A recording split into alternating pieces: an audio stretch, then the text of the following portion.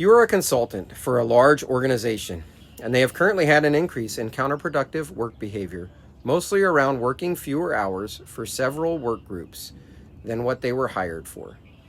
You decide to do an audit of the company's policies, expectations, and job duties to see if there is anything that emerges as organizational constraints that may be influencing this uptick in counterproductive behavior. Without having the specific data, can you talk about what you suspect some of these constraints might be and what the company could do to resolve them to ultimately reduce the rise in counterproductive behavior? When it comes to counterproductive work behavior, there are many forms. Employee theft, workplace violence, sexual harassment, and poor work quality are several examples. These behaviors have been categorized into various models.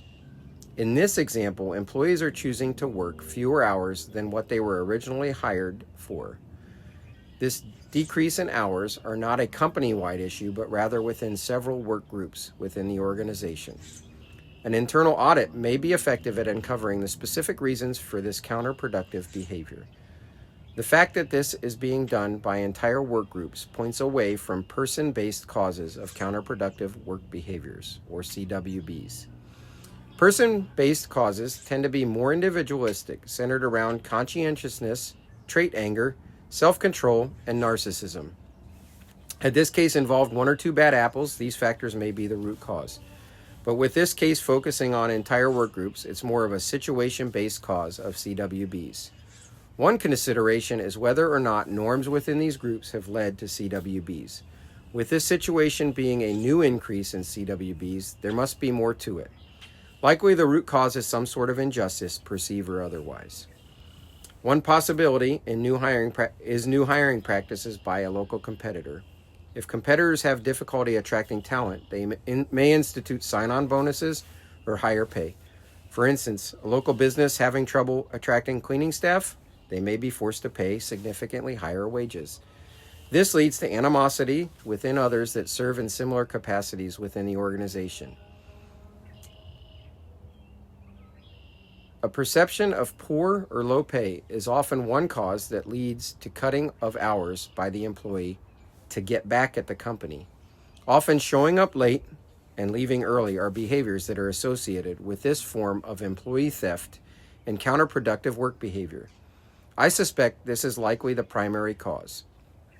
One other possibility is that there is the perceptions that other groups are getting some form of favorable treatment. One such case that I am familiar with is if one department can work from home while another cannot. For instance, I'm a veterinarian. It's very difficult to perform the fundamental tasks of my job from a distance. However, people within our organization that balance the books, attend meetings, and answer phones can much more easily work remotely. This can lead to resentment among the medical team and those that do not have the same flexibility as others. Those counterproductive work behaviors may show up as coming late, taking longer lunches, and leaving early, and being less productive.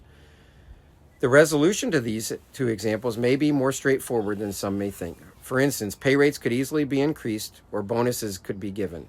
This would rectify the perceived pay rate difference for the employees in the cleaning department. For the remote versus non-remote positions, perhaps extra time off could be offered in the form of more PTO. More flexible time could be extended to those with more fixed positions. Those working remotely are still working their full hours, however, their commute time has been significantly decreased. As discussed, systemic CWBs often develop and exist due to perceived injustices. Once a CWB trend has been noted, a company should mine for the root causes.